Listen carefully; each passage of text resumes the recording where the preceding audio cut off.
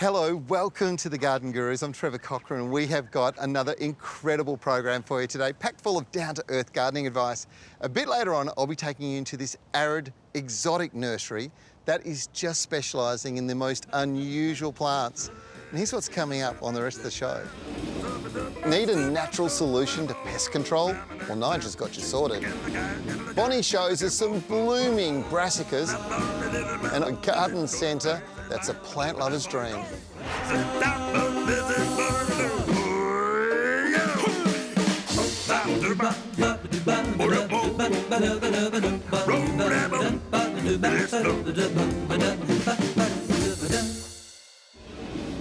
Did you know that 1 in every 3 mouthfuls of food that we enjoy is the result of the hard work of bees? You see, bees are the great pollinator on the planet. Without them, our planet would look completely different. Thankfully, here in Australia, we have the perfect environment for bees to thrive. There's a huge trend of people setting up homes for bees in their own backyards, and it's delivering results for healthy bee populations in and around our cities, delivering delish honey and encouraging pollination of edible plants, increasing and improving crops. In fact, there's even restaurants like Aim & Sullivan and Scott Bridges Bibb and Tucker which have beehives on their roof, and their honey is unique. My honey is light and floral when harvested after spring wildflower flushes. But in the peak of summer, when the marri trees with their rich red gum are foraged, the honey is completely different. It's a rich, deep red and much more intense flavour. So how do you attract more bees into your backyard if you can't put a hive into it? Well, the simplest thing to do is to make sure that you've got a good food source for them. Remember, there'll be wild hives and there'll be other hives in the neighbourhood, and bees travel up to 5 kilometres from the hive looking for food.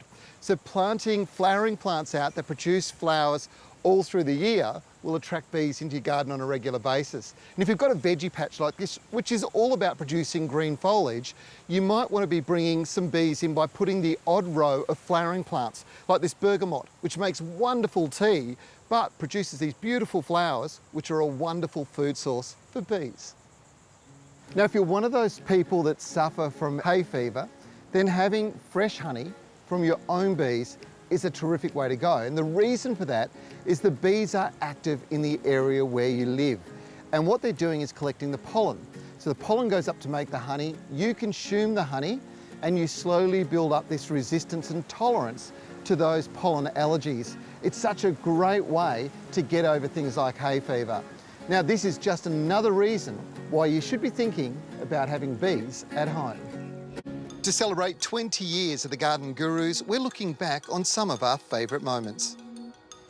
One of the most interesting locations was the Philosopher's Walk in Japan, in Kyoto.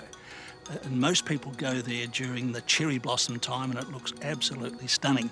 But we stopped at a little tea house where they served green tea, but in the froth was a picture of a woman's face, which was the motif of the tea house itself. And it was such a lovely sort of a cappuccino green tea, and I've yet to see it in Australia. It has to come. I've picked out some new season veggies and I love the start of the new planting season because it's an opportunity to try growing different things that I might not have grown before and new techniques. And brassicas are some of my absolute favourite veggies to grow.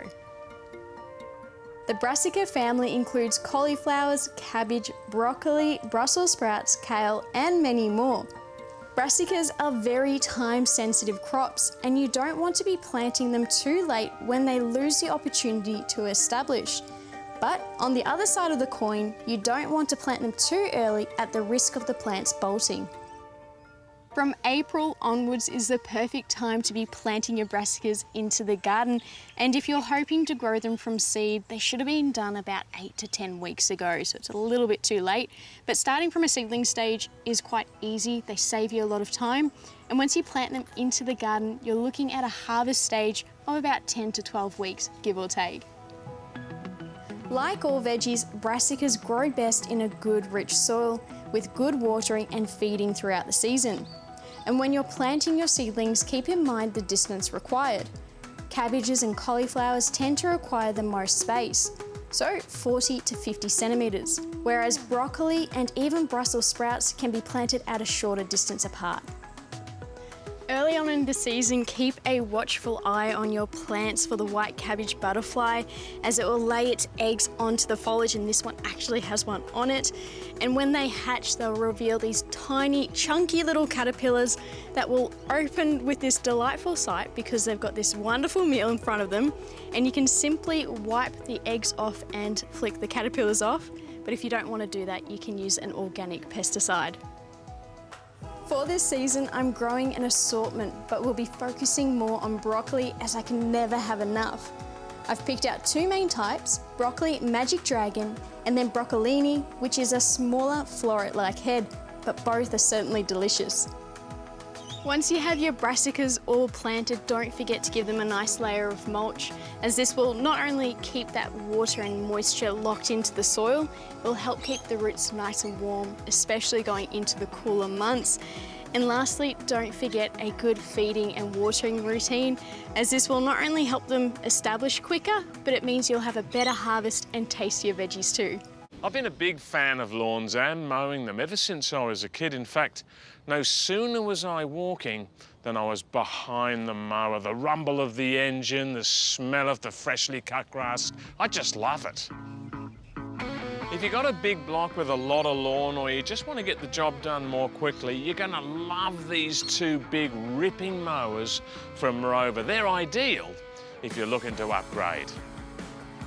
There's no mucking around with these mowers. They are the biggest, most powerful mowers, packed full of features. To start the mower, press the red primer at the front of the engine a few times, hold the safety bar in and pull the starter cord. They both have a wide 21-inch cut for less passes up and back, a powerful 196cc Rover engine and a large 67-litre capacity catcher, which means less stopping and emptying and more fun behind the wheel. You've got three mowing options: catching the clippings with the catcher, mulch mowing and leaving the finely chopped clippings on the lawn, or for fast clearing of longer grass, shoot it out of the side discharge flap and power on full revs. The DuraCut 900 push mower is a little lighter, better for manoeuvring around obstacles and irregularly shaped garden beds. The DuraCut 955 SP is self-propelled and does all the hard work for you, especially good for large open lawn areas.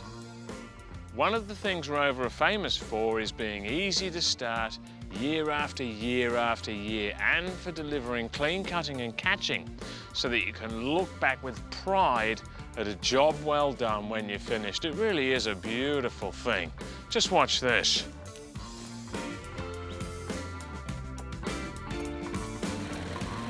At around the same time my old mate Nev started mowing lawns in Perth, in 1956, Rover started making mowers in Brisbane and have been an Aussie favourite ever since. Their reliability is legendary, with their famous 5+5 engine and unit warranty. To buy online or find your local Rover dealer, visit rover.com.au. Well, the future, I'm hoping gardeners will realise that we're actually the custodians of the planet now. We have it in our own control to actually green the planet and get it back to the sort of standard that it probably was before mankind went across and did so much land clearing and introduced so many artificial things into the environment. If we put more trees into our backyards, we can clean the air, we get lawns, well, we cool the environment we live in. There are so many different benefits to having gardens, and we want more people to take it on. The internet has provided us gardeners with a boatload of benefits, particularly these search engines that allow you to find that particular plant to fit in that really difficult spot. Now, Waldex have just opened their online store. Just perfect timing for the Easter long weekend. You can now shop from the convenience of home, from your mobile phone or tablet. Your order can be delivered direct to your home. Well, I need to dress up my outdoor alfresco area, and I've got this Mediterranean theme going around in my head. What I'm dreaming about is a nice lemon tree in a pot. The online store is growing every week, adding new products all the time. Even if you don't see what you're looking for, get in touch with the team and they'll try and make magic happen. Of course, this service is ideal for gift buying as well, and just look at some of the possibilities to match that beautiful plant with a gorgeous pot.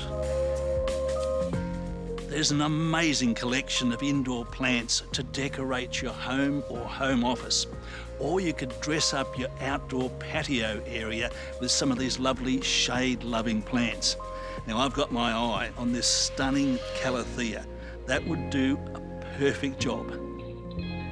Right now is a great time to get a veggie patch going, with winter rains doing all the watering work for you. You'll need potting mix and soil improvers to get all those new plants off to a good start, as well as fertilisers and mulch to keep your existing garden growing happily through autumn.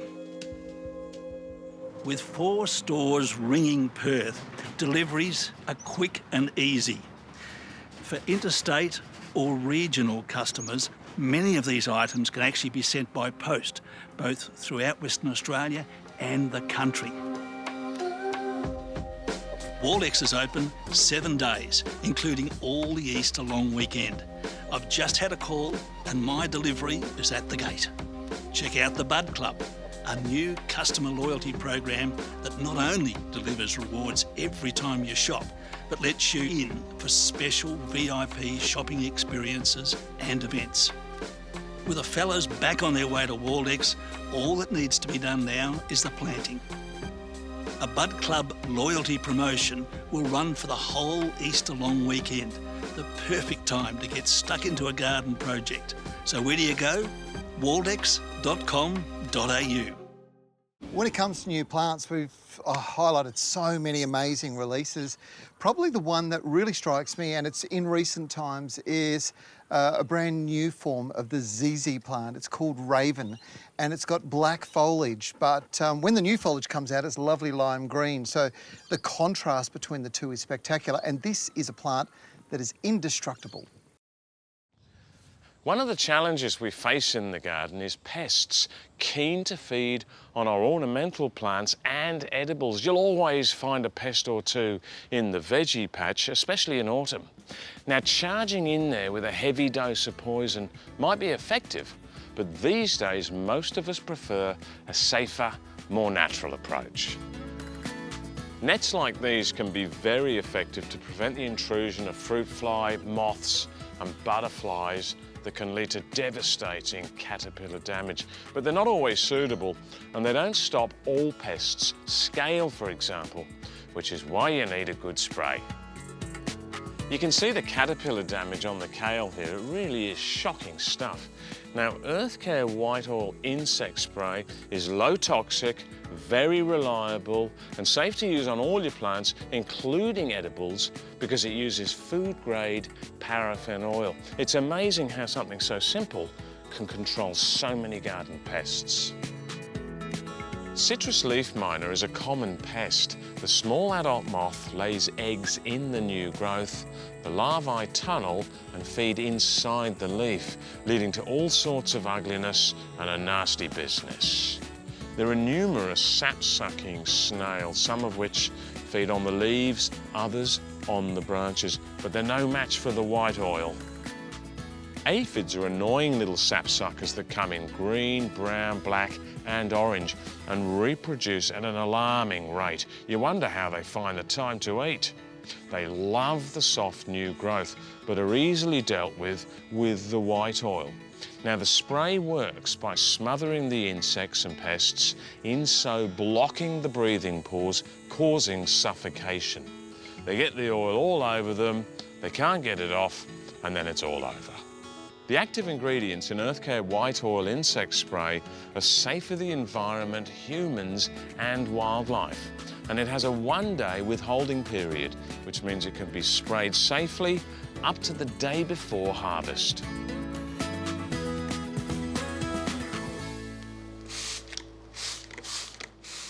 Indoor plants get their fair share of pests too, but don't panic. Just give them a spray and send them on their way. And the white oil also makes an excellent leaf shine, keeping your plants healthy, looking sensational, and the envy of all your house guests.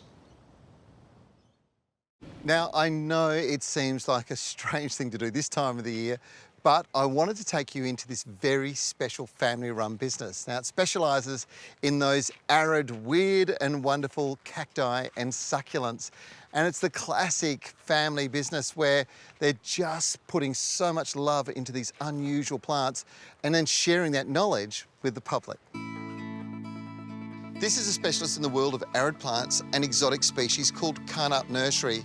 It's a destination for those looking for these architectural and highly collectible plants. Like so many specialist garden centres, they have a distinctive focus here on these plants that have evolved over millions of years to survive in the harshest of conditions. Sarah runs the show here. The place has so many rare and unusual plants. There's got to be some that are your favourites. Give us 5 of the best. So my favourite, we've got a couple here. The Golden Barrel Cactus. I love the symmetry, I love the colour. They do get beautiful flowers on them as well, which is exciting for cactuses. And the Agave Podatarum, which has got a beautiful blue colour, and the red spines really give a nice contrast too. I wanted to show you another one of my favourite plants. Wow. This is an Aloe from Madagascar. That's incredible. Look at that. They're fully deciduous in winter, and it only keeps a couple of weeks in spring, and they get a full new flush of leaves from top to bottom. Now, the plant behind it's also from Madagascar. It is. That is a Pachypodium, Madagascan palm, and they're related to the Frangipanis. Gee, this is beautiful, isn't it? Yeah, this is another beautiful one, another one of my favourites. So it's an aloe tree. It's called Aloe Barberae. Right. And it's one of the biggest. Now, a lot of people would know aloes for aloe vera. Of course, yes. But that's a little compact plant. It is. This one really is big and structural and Much architectural. bigger. Absolutely. They definitely add height to any garden.